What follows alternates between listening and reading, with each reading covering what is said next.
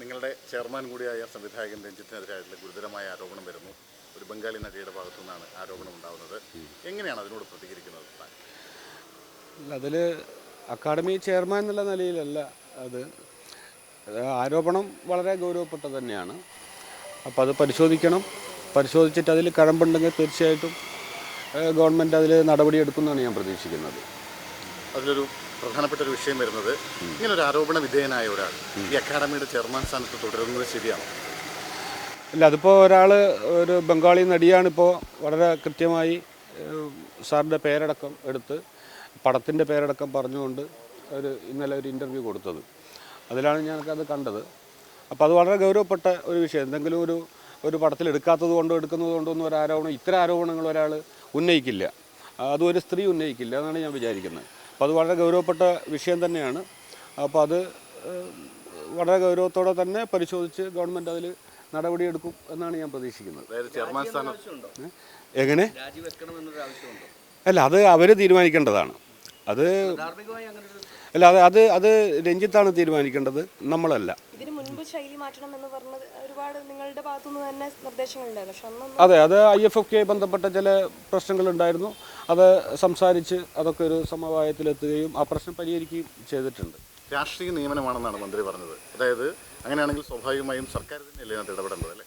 ഗവൺമെൻറ്റാണ് nominate ചെയ്യുന്നത് ഓരോരാളെയും. ഇപ്പോൾ എന്നെയായാലും ഗവൺമെൻറ്റാണ് nominate ചെയ്തിരിക്കുന്നത്. അത് അക്കാഡമിയുടെ പ്രവർത്തനം വളരെ സുഗമമായും വളരെ കൃത്യമായി നടന്നു പോകുന്നതിന് ആവശ്യമായ ആളുകളെയാണ് ഗവൺമെൻറ് അതിനകത്ത് നോമിനേറ്റ് ചെയ്യുന്നത്. സ്വാഭാവികമായും ആരോപണ വിധേയനായ ഒരാൾ ആ സ്ഥാനത്ത് ഇരിക്കാതിരിക്കുന്നതാണ് നല്ലത്. അല്ല, അത് അദ്ദേഹമാണ് തീരുമാനിക്കേണ്ടത്.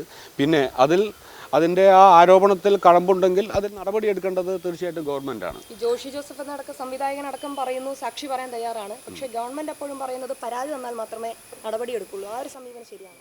അല്ല, ഈ ജോഷി ജോസ് എനിക്ക് അറിയില്ല. പക്ഷേ ഞാൻ മനസ്സിലാക്കിയെടുത്തോളം അദ്ദേഹം വളരെ സീരിയസ് ആയി സിനിമയെ കാണുകയും ഡോക്യുമെൻ്ററി ഡയറക്റ്റ് ചെയ്യുകയൊക്കെ ചെയ്യുന്ന ഒരു ആളാണ്. എൻ്റെ ഒരു സുഹൃത്തിൻ്റെ വളരെ അടുത്ത സുഹൃത്തുമാണ്. അദ്ദേഹം ഒന്നും അങ്ങനെ ഒരു കള്ളത്തരം പറയുന്ന ഒരാളായിട്ട് എനിക്ക് തോന്നിയിട്ടില്ല. പക്ഷേ എന്തായാലും ഒരു സ്ത്രീ, ഒരു നടി, അത് വളരെ സീനിയർ ആയിട്ടുള്ള ഒരു ആക്ട്രസ് വളരെ കൃത്യമായി മീഡിയയ്ക്ക് മുന്നിൽ നിന്നുകൊണ്ട് പറയുകയാണ്. പേരടക്കം, സിനിമയടക്കം, വർഷമടക്കം പറയുകയാണ്. അപ്പോൾ അതങ്ങനെ ഗൗരവമില്ലാതെ തള്ളിക്കളയേണ്ട കാര്യമില്ല. അത് അതിൻ്റെ നിയമപരമായ ഒരു സംഗതികളാണ്. അത്തരം കാര്യങ്ങൾ എനിക്കറിയില്ല. എന്തായാലും ഗവൺമെൻറ് ഇങ്ങനെ ഒരു കമ്മിറ്റിയെ നിയോഗിക്കുകയും ഈ മേഖലയിലെ പ്രശ്നങ്ങളെ സമഗ്രമായി പഠിക്കാൻ തയ്യാറാവുകയും ചെയ്തത് ഈ വലിയൊരു കാര്യമാണ്. ഇന്ത്യയിൽ മറ്റൊരു സ്ഥലത്തും നടന്നിട്ടില്ലാത്ത കാര്യമാണ്. അത് തീർച്ചയായിട്ടും സിനിമയോട് വളരെ ഗൗരവത്തിലുള്ളൊരു സമീപനം ഗവൺമെൻറ്റിനുള്ളത് കൊണ്ടാണ്. അപ്പോൾ ആ കമ്മിറ്റിയിൽ പറഞ്ഞിട്ടുള്ള, കമ്മിറ്റി മുന്നോട്ട് വെച്ചിട്ടുള്ള നിർദ്ദേശങ്ങൾ, പ്രശ്നങ്ങൾ അത് ഗവൺമെൻറ് തീർച്ചയായിട്ടും ഗൗരവത്തോടെ പരിശോധിക്കുകയും ആവശ്യമായ നടപടികൾ ഉണ്ടാക്കുകയും ചെയ്യുന്നതാണ് ഞാൻ പ്രതീക്ഷിക്കുന്നത്. എനിക്ക് ഗവൺമെൻറ്റിൽ അങ്ങേയറ്റം വിശ്വാസമുണ്ട് അത്തരം കാര്യങ്ങൾ. പല പേജുകളും വെട്ടിമാറ്റിയ ഒരു സംഭവമൊക്കെ ഉണ്ട്. അപ്പോൾ അത് ഏത് രീതിയിലാണ് കാണുന്നത്? അല്ല, അതിന് ഞാനതിനെ കാണുന്നത്, സർക്കാർ എങ്ങനെ കാണുന്നു എന്നുള്ളത് എനിക്കറിയില്ല. പക്ഷേ ഞാനതിനെ കാണുന്നത് തീർച്ചയായിട്ടും ചില കാര്യങ്ങൾ, ഇന്നലെ ഇപ്പോൾ ഈ ബംഗാളി നടി വളരെ പരസ്യമായി പ്രതികരിച്ചത് അവർക്ക് അതിൻ്റെ ഒരു ആർജവം ഉള്ളതുകൊണ്ടാണ്. എല്ലാവരും അങ്ങനെ പ്രതികരിക്കണമെന്നില്ല. അപ്പോൾ ചിലവരത് വളരെ രഹസ്യമായി സൂക്ഷിക്കാൻ ഇഷ്ടപ്പെടുന്നവരുണ്ടാവും. അപ്പോൾ അത്തരം ആളുകളുടെ പേര് വെളിച്ചത്ത് അങ്ങനെ പരസ്യപ്പെടുത്തേണ്ട കാര്യമില്ല. അത് നിയമപരമായി തന്നെ തെറ്റാണ്. അപ്പോൾ അതിൻ്റെ ഭാഗമായിട്ടായിരിക്കും അത് മാറ്റി വെച്ചിട്ടുണ്ടാവും. സംസ്ഥാന സർക്കാരിൻ്റെ ഒരു ബോഡി എന്ന കൂടിയാണ് ചലച്ചിത്ര അക്കാദമി എന്ന് പറയുന്ന ഒരു സംവിധാനം. സ്വാഭാവികമായും ധാർമ്മികമായി അതിൻ്റെ ചുമതലപ്പെടുത്തിയിട്ടില്ല. അതുകൊണ്ട് തന്നെ ഞാൻ ഒരു വ്യക്തി എന്നുള്ള നിലയിൽ, ഒരു ഫിലിം മേക്കർ എന്നുള്ള നിലയിലാണ് പറഞ്ഞത്. അത് അവരവരുടെ തീരുമാനവും അവരവരുടെ ഒരു ആലോചനയാണ്. ഒരു ആരോപണം ഉണ്ടായിക്കഴിഞ്ഞാൽ ആ ആരോപണം തെളിയിക്കപ്പെടുന്നത് വരെ, അല്ലെ നിരപരാധിയായി തെളിയിക്കപ്പെടുന്നത് വരെ ആ സ്ഥാനത്ത് തുടരാതിരിക്കുക എന്ന് പറഞ്ഞത് അവരെടുക്കേണ്ട നിലപാടാണ്, അവരെടുക്കേണ്ട തീരുമാനമാണ്. അതിൽ മറ്റൊരാൾക്ക് പറയാൻ പറ്റില്ല. ഇപ്പോൾ ഗവൺമെൻറ്റിനൊക്കെ അങ്ങനെ ഒറ്റയടിക്ക് അങ്ങനെ ഒരു തീരുമാനം പറയാനും പറ്റില്ല. അത് നിയമപരമായി പരിശോധിച്ച് അത് കേസെടുക്കേണ്ടതാണെങ്കിൽ എടുത്ത് ആ രീതിയിൽ മാത്രമേ ഗവൺമെൻറ്റിന് നടപടി എടുക്കാൻ പറ്റൂ. ഒറ്റയടിക്ക് അങ്ങ് പറയാൻ പറ്റില്ല. പക്ഷേ രഞ്ജിത്തിന് തീരുമാനിക്കാം, ഇങ്ങനൊരു ആരോപണം വന്ന സ്ഥിതിക്ക് ഞാൻ ഈ സ്ഥാനത്ത് തുടരുന്നത് ശരിയല്ല എന്ന് വേണമെങ്കിൽ രഞ്ജിത്തിന് തീരുമാനിക്കാം. സർക്കാരിന്റെ ഭാഗത്ത് സംരക്ഷിക്കാനുള്ള നടപടികൾ ഇല്ല, സർക്കാർ അങ്ങനെ ആരെങ്കിലും അനാവശ്യമായി സംരക്ഷിക്കുമെന്ന് ഞാൻ വിശ്വസിക്കുന്നില്ല. എന്തുകൊണ്ട് പിന്നെ നടപടി എടുത്താൽ മാത്രം, പരാതി കൊടുത്താൽ മാത്രം? അല്ല, അതാണ് അത്. ഇപ്പോൾ അതിൻ്റെ അവസാനഘട്ട നടപടികൾ എന്തൊക്കെയാണ് അതിൽ ചർച്ച വന്നിരിക്കുന്നത് ഞാൻ അറിയുന്നില്ല. ഞാൻ ഈ മീഡിയയിൽ കൂടെ കാണുന്ന കാര്യങ്ങളേ ഉള്ളൂ. എന്തായാലും ഗവൺമെൻറ് അങ്ങനെ ഒരാളെ, ഇപ്പോൾ രഞ്ജിത്തായിക്കോട്ടെ, ഞാനായിക്കോട്ടെ, ആരായിക്കോട്ടെ, അങ്ങനെ ഒരു ആളെ അങ്ങനെ ഒരു തെറ്റുകാരനായിട്ടുള്ള ഒരാളാണെന്ന് തെളിയിക്കപ്പെട്ട് കഴിഞ്ഞാൽ അവരെ സംരക്ഷിക്കില്ല ഈ ഗവൺമെൻറ്. ഇത് ഒരു ഇടതുപക്ഷ ഗവൺമെൻറ്റാണ്, അതാണ് നമ്മളൊക്കെ വിശ്വാസം. സംരക്ഷിക്കില്ല എന്ന് എനിക്ക് വളരെ ഉറപ്പുണ്ട്. ഗവൺമെൻറ് 100% വിശ്വാസമുണ്ട്. അങ്ങനെ ഒരു വിശ്വാസം ഉള്ളപ്പോഴും ഈ റിപ്പോർട്ട് പൂഴ്ത്തി വെച്ചു എന്നുള്ളൊരു ആരോപണമുണ്ട്. മാത്രമല്ല അത് വേണ്ടപ്പെട്ടവർക്ക് വേണ്ടിയാണ് ചെയ്തതെന്നൊരു ആരോപണമൊക്കെ വരുന്ന ഒരു സാഹചര്യം ഉണ്ട്. അല്ല, ഈ അതിന് തൊട്ട് പിന്നാലെയാണ് ഇപ്പൊ രഞ്ജിത്തിനെ പോലെ ഒരാളുടെ പേരിൽ തന്നെ പേരെടുത്ത് പറഞ്ഞുകൊണ്ട് ഇങ്ങനെ ഒരു വിമർശനം വരുന്നത്. അല്ലേ, അതെ, ഇതിൽ റിപ്പോർട്ട് പൂഴ്ത്തിവെച്ചു എന്ന് ഞാൻ വിശ്വസിക്കുന്നില്ല. അത് അതിൻ്റെ പ്രൊസീജിയർ പ്രകാരം അതിൻ്റെ പല നിയമവശങ്ങൾ ആരാഞ്ഞും അതിൻ്റെയൊക്കെ രീതിയിൽ മാത്രമേ ഗവൺമെൻറ്റിന് അതിലൊരു ആക്ഷൻ എടുക്കാൻ പറ്റൂ. ആ രീതിയിലാണ് അത്. ഇങ്ങനെ ഒരു കമ്മിറ്റിയെ നിയമിക്കുകയോ അതിന് ഫണ്ട് കണ്ടെത്തുകയും അത് ചിലവാക്കുകയോ ഒക്കെ ചെയ്ത് വളരെ സീരിയസ് ആയിട്ട് ഈ മേഖലയെ ഗവൺമെൻറ് കാണുന്നതുകൊണ്ടാണ്. അപ്പോൾ അങ്ങനെ കണ്ട് തയ്യാറാക്കപ്പെട്ട് ഗവൺമെൻറ് സമർപ്പിക്കപ്പെട്ട ഒരു റിപ്പോർട്ട് അങ്ങനെ അനാവശ്യമായി പൂഴ്ത്തി വെക്കേണ്ട കാര്യം ഗവൺമെൻറ് ഉണ്ടെന്ന് ഞാൻ വിശ്വസിക്കുന്നില്ല. അപ്പോൾ അത് അതിൻ്റെ ചില രീതികൾക്കനുസരിച്ച് മാത്രമേ അത് പുറത്തുവിടാൻ പറ്റൂ. ആ രീതിയിലായിരിക്കും ഗവൺമെൻറ് ചെയ്തിട്ടുണ്ടാവുക. പക്ഷേ മന്ത്രി ഇപ്പോഴും രഞ്ജിത്തിനെ സംരക്ഷിച്ച് തന്നെ സംസാരിക്കുന്നത്. അല്പസമയം മുമ്പ് പറയുമ്പോഴും രഞ്ജിത്ത് വളരെ പ്രഗത്ഭനായ ആളാണ്, അതൊരു പൊളിറ്റിക്കൽ നിയമനമാണ് എന്നൊക്കെയാണ് അദ്ദേഹം പറയുന്നത്. അല്ല, പ്രഗത്ഭന്മാർ മലയാളത്തിൽ ഒരുപാട് ഉണ്ടായിട്ടുണ്ട്, ഇപ്പോഴും നിലവിൽ മലയാളത്തിലുണ്ട്. അപ്പോൾ പ്രാഗൽഭ്യമല്ല ഇതിൽ വിഷയം. അത് മന്ത്രി എന്താണ് പറഞ്ഞത് എനിക്കറിയില്ല, ഞാൻ കണ്ടിട്ടില്ല. അപ്പോൾ അതുകൊണ്ട് അതിനെക്കുറിച്ച് പറയാൻ ഞാൻ ആളല്ല. മലയാളത്തിൽ ഒരുപാട് പ്രഗത്ഭരായ സംവിധായകർ ഉണ്ടായിട്ടുണ്ട്, ഇപ്പോഴും നിലവിലുണ്ട്, നാളെ ഉണ്ടാവും. ഇന്ത്യൻ സിനിമേൻ്റെ തന്നെ ഒരു പ്രധാനപ്പെട്ട ഭാഷാചിത്രമാണ് മലയാളം. ആരോപണ വിധേയം മാറി നിൽക്കണം എന്ന് തന്നെയാണ്. അല്ല, അതാണ് ഞാൻ പറഞ്ഞത്. അത് അദ്ദേഹമാണ് തീരുമാനിക്കേണ്ടത്. അദ്ദേഹത്തിൻ്റെ ഒരു ഇതുമായി ബന്ധപ്പെട്ട വിഷയമാണ്. അതിൽ മറ്റൊരു നടപടി എന്നുള്ളതല്ല. അത് അവർ തീരുമാനിക്കാം. രഞ്ജിത്താണ് തീരുമാനിക്കേണ്ടത്. മാറി നിന്നാൽ കൊള്ളാം അല്ലേ? അല്ല, അതാണ് അദ്ദേഹത്തിനും അക്കാഡമിക്കും നല്ലത്. പിന്നെ മാത്രമല്ല, അതുപോലെ ഇന്നലെ പിന്നെ അമ്മയുടെ സിദ്ദീഖ് സാറ് പറഞ്ഞ ഒരു ഇത് ഞാൻ കണ്ടിരുന്നു ന്യൂസിൽ. അപ്പോൾ അതിൽ അദ്ദേഹം പറഞ്ഞൊരു കാര്യം, മലയാള സിനിമയിൽ ഇങ്ങനെയുള്ള സംഗതികളൊന്നും ഉണ്ടെന്ന് ഞാൻ വിശ്വസിക്കുന്നില്ല. പിന്നെ ഏതെങ്കിലും സമാന്തരമായ സിനിമകളിൽ വളരെ ഉൾഗ്രാമങ്ങളിലൊക്കെ പോയി ചെയ്യുന്ന സിനിമകളിൽ ചിലപ്പോൾ ഇങ്ങനെ ഉണ്ടാവാൻ സാധ്യതയുണ്ട്. ഞാൻ അത്ര സിനിമകളിൽ വർക്ക് ചെയ്തിട്ടില്ല എന്നാണ് പറഞ്ഞത്. അപ്പോൾ അതിനൊരു ചെറിയൊരു അഭിപ്രായം, ഞങ്ങളൊക്കെ അത്തരം സിനിമയുടെ ആൾ എന്നുള്ള അർത്ഥത്തിലൊരു അഭിപ്രായം, ഇത്തരം സംഭവങ്ങളെല്ലാം യഥാർത്ഥത്തിൽ നടക്കുന്നത് പണത്തിൻ്റെയും അധികാരത്തിൻ്റെയൊക്കെ ഒരു പവറിലാണ്.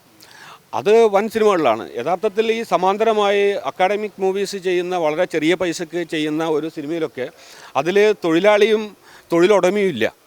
അതിലെല്ലാവരും കലാകാരന്മാരാണ്. ടെക്നീഷ്യൻസ് ആയാലും ആർട്ടിസ്റ്റുകളായാലും പ്രൊഡക്ഷൻ സൈഡിലുള്ളവർ എല്ലാവരും കലാകാരന്മാരാണ്. അവരെല്ലാം വളരെ കൂട്ടായി ഒരു കുടുംബം പോലെയാണ് ആ സിനിമയിൽ വർക്ക് ചെയ്യുന്നത്. ഒരുപാട് പരിമിതി ഉണ്ടാവും, ഡ്രസ്സ് മാറാൻ പോലും ചിലപ്പോൾ സ്ഥലം ഉണ്ടാവണമെന്നില്ല, പക്ഷേ അതിനെ കൂട്ടായി തന്നെ അത് മറികടക്കും. അത് ആ കൂട്ടായ്മയിലാണ്. അത്തരം സിനിമകളിൽ ഇങ്ങനെയുള്ള യാതൊരു സംഗതികളുമില്ല. കാരണം വളരെ ചെറിയ പൈസക്ക് വളരെ മനോഹരമായി കൂട്ടായ്മയിൽ ആ സിനിമ തീർക്കുക എന്നുള്ളതാണ്. യഥാർത്ഥത്തിൽ ഇത്തരം പ്രശ്നങ്ങൾ പലതും ഉണ്ടാവാൻ സാധ്യതയുള്ളത് ഈ പറഞ്ഞ പോലെ പണത്തിൻ്റെയും അധികാരത്തിൻ്റെയൊക്കെ ഒരു പവറിൽ ഉള്ള വൻ സിനിമകളിലാണ്. മറ്റത് വളരെ കൂട്ടായ്മയിൽ രൂപപ്പെടുന്ന സിനിമകളാണ്. ഈ പവർ ഗ്രൂപ്പ് ഉണ്ട് എന്നൊക്കെ പറഞ്ഞുള്ള റിപ്പോർട്ട് അതൊക്കെ ശരിയാണെന്ന് ബോധ്യപ്പെട്ടിട്ടുണ്ടോ ഈ മേഖലയിൽ പ്രവർത്തിക്കുമ്പോൾ? അല്ല, പവർ ഗ്രൂപ്പ് എന്ന് പറഞ്ഞാൽ അങ്ങനെ ഒരു ഫോമൊന്നുമില്ല. അപ്പോൾ ചില ആളുകൾക്ക് അവരവരെ സ്വാധീനം വെച്ച് ചിലപ്പോൾ ഉണ്ടായേക്കാം. എനിക്ക് അത്തരം അനുഭവങ്ങളില്ല. ഞാൻ അത്ര ഒരു പവർ ഗ്രൂപ്പിനെയും വിശ്വസിക്കുകയോ മൈൻഡ് ചെയ്യുന്ന ഒരാളുമല്ല. സിനിമ കോൺക്ലേവ് നടത്താൻ പോകുന്നു, ഈ റിപ്പോർട്ടിന്റെ അടിസ്ഥാനത്തിൽ എന്തൊക്കെയോ മാറ്റങ്ങൾ കൊണ്ടുവരാൻ പോകുന്നു എന്നൊക്കെ പറയും. പക്ഷേ രഞ്ജിത്തിനെ പോലത്തെ ആളാണ് ഇതിന്റെ ഈ അക്കാദമിയുടെ ഒക്കെ തലപ്പത്തിരിക്കുന്നതെങ്കിൽ ഇതൊക്കെ അല്ല, ഇത് ആ കോൺക്ലേവ് നടത്താൻ പോകുന്നു എന്ന് പറയുന്നത് ഗവൺമെൻറ്റിൻ്റെ ഏറ്റവും ഗംഭീരമായൊരു ചുവടുവെപ്പാണ്. എല്ലാ സിനിമാ മേഖലയിലെ എല്ലാ ആളുകളെയും വിളിച്ചിരുത്തി സംസാരിച്ച് ഇതിലെ പ്രശ്നങ്ങൾ പരിഹരിക്കാനും പരിമിതികളെ മറികടക്കാനുള്ള ആലോചനകൾക്കാണ്. അപ്പോൾ അത് വലിയൊരു കാര്യമായിട്ടാണ്. അതൊന്നും മറ്റൊരു സ്ഥലത്ത് നടക്കാത്ത കാര്യങ്ങളാണ്. അത് ഈ ഇടതുപക്ഷ ഗവൺമെൻറ് നേട്ടമായിട്ടാണ് ഞാനൊക്കെ കാണുന്നത്. നടക്കാൻ പോകുന്നതേ ഉള്ളൂ. അതിന് നേതൃത്വം കൊടുക്കുന്നത് ചിലപ്പോൾ അക്കാഡമി ത്രൂ ആയിരിക്കാം ഗവൺമെൻറ് അത് ചെയ്യുന്നത്.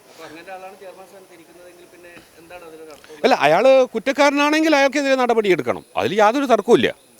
അങ്ങനെ നടപടിയെടുക്കുന്ന ഗവൺമെൻറ്റാണ് ഇതെന്ന് വിശ്വസിക്കുന്ന ഒരാളാണ് ഞാൻ. അന്വേഷണമൊക്കെ നടന്നു വരുമ്പോൾ സമയം, അപ്പോൾ അതിനിടയിൽ ചിലപ്പോൾ ഇതുപോലുള്ള നടപടികൾ പോവുകയാണെങ്കിൽ ഇതിന്റെ തന്നെ നേതൃത്വത്തിലാണ് ഇങ്ങനെ കാര്യങ്ങൾ നടക്കുന്നതെങ്കിൽ പിന്നെ അതിൽ നമ്മൾ ഉദ്ദേശിക്കുന്ന ഒരു ഫലം കിട്ടുമെന്ന് പ്രതീക്ഷിക്കുന്നു. ഇല്ല, ഇത് അക്കാഡമി എന്ന് പറഞ്ഞാൽ ഒരാളല്ലല്ലോ. അക്കാഡമിയിൽ ഭരണസമിതിയുണ്ട്, അതിൻ്റെ ഉദ്യോഗസ്ഥന്മാരുണ്ട്, സാംസ്കാരിക വകുപ്പുണ്ട്, അതിന് മന്ത്രിയുണ്ട്, അങ്ങനെ എല്ലാം കൂടെ കൂടിയതല്ലേ. അതിൽ ചെയർമാൻ എന്ന് പറയുന്നത് അതിലത്തെ ഒരു ലീഡിങ് പോസ്റ്റാണെന്ന് മാത്രമേ ഉള്ളൂ. അദ്ദേഹത്തിനായിട്ട് ഇതിലങ്ങനെ നിയന്ത്രിക്കാനൊന്നും പറ്റില്ല. യഥാർത്ഥത്തിൽ അത് ഞാൻ നേരത്തെ പറഞ്ഞതുപോലെ അത് തീരുമാനിക്കേണ്ടത്, അത് ധാർമ്മികമായി അതിലൊരു നിലപാടെടുക്കേണ്ടത് രഞ്ജിത്ത് സാർ തന്നെയാണ്. ആരോപണം വന്നല്ലോ, ഇതിന് മുൻപ് ചേട്ടൻ്റെ അടുത്തോ മറ്റാരെങ്കിലും ഇതുമായി ബന്ധപ്പെട്ട് പറയുകയോ സംസാരിക്കുകയോ ചെയ്തിട്ടുണ്ടോ? ഇല്ല, എനിക്ക് നേരിട്ട് എന്നോട് ആരും അങ്ങനെ പറഞ്ഞിട്ടോ അല്ലെങ്കിൽ എനിക്ക് നേരിട്ട് അങ്ങനെയുള്ള അനുഭവങ്ങൾ ആരിൽ നിന്നും പറഞ്ഞു കേട്ടിട്ടില്ല. നേരത്തെ അതുപോലെ തന്നെയാണ് ജോമോൾ ഇന്നലെ ആ പത്രസമ്മേളനത്തിൽ പറയുന്നത്. എനിക്ക് അങ്ങനത്തെ അനുഭവം ഉണ്ടായിരുന്നു. സംഘടനയുടെ ഭാഗമായി നിൽക്കുമ്പോൾ അതിന്റെ ഭാരവാഹിത്വത്തിൽ നിൽക്കുമ്പോഴാണ് പറയുന്നത്. അപ്പോൾ ഈ വനിതകളുടെ ഭാഗത്തു നിന്ന് തന്നെ ഈ പരാതി പറയാനുള്ള ഒരു മടി, അല്ലെങ്കിൽ പരാതി പറയുന്നവരെ ഒതുക്കാനുള്ള ഒരു ഗ്യാങ് അങ്ങനെയൊക്കെ ഉണ്ടോ? അല്ല, അത് ഇപ്പോൾ യഥാർത്ഥത്തിൽ ഈ പലരും പല കാര്യങ്ങളും പറയാൻ മടിക്കുന്നതും ഭയപ്പെടുന്നതും ഈ പവർ ഗ്രൂപ്പിൻ്റെ ഒക്കെ ഒരു പ്രശ്നം തന്നെയാണ്. ഈ സിനിമയെ നിയന്ത്രിക്കുന്നത് അത് ഒരു ലിഖിതമായൊരു സംവിധാനം അല്ലെങ്കിൽ പോലും അങ്ങനെ ഒരു സംഭവം ഉണ്ടായേക്കാം. അതുകൊണ്ടാണ് പലരും അവരവർക്ക് അനുഭവപ്പെട്ട അനുഭവങ്ങൾ പോലും പറയാൻ മടിക്കുന്നത്. അതോടൊപ്പം പറഞ്ഞാൽ തന്നെ അവരുടെ പേര് വെളിപ്പെടുത്തരുത് എന്ന് പറയുന്നത്. ഇങ്ങനെ പല കാര്യങ്ങൾ ഇതിൻ്റെ ഭാഗമാണ്. കാരണം ഈ ഫീൽഡിൽ നിലനിൽക്കാനും പ്രവർത്തിക്കാനും താല്പര്യമുള്ളത് കൊണ്ടാണ്. അപ്പോൾ അവർക്ക് വ്യക്തിപരമായി ആ പത്രസമ്മേളനത്തിൽ പങ്കെടുത്തത് അമ്മ എന്ന് പറഞ്ഞ സംഘടനേൻ്റെ റെപ്രസെൻറ്റേറ്റീവായിട്ടാണ്. അപ്പോൾ അവർ സംസാരിക്കേണ്ടത് ആ സംഘടനയ്ക്ക് വേണ്ടിയാണ്. അല്ലാതെ എനിക്കങ്ങനെ ഉണ്ടായിട്ടില്ല, വ്യക്തിപരമായിട്ടല്ല അതിനെ കാണേണ്ടത്. ഇതാണ്.